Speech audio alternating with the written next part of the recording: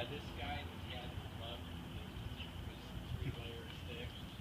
He said he was holding an owl, and he something happened and it clamped down, went right through the gloves.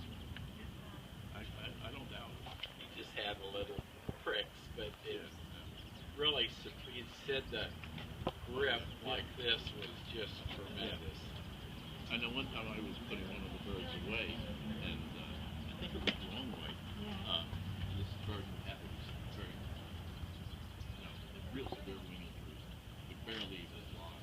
And it had like a ramp over a perch. And I had a glove in one hand, started to get away. I had my other hand closed. And she actually, the talon didn't dig into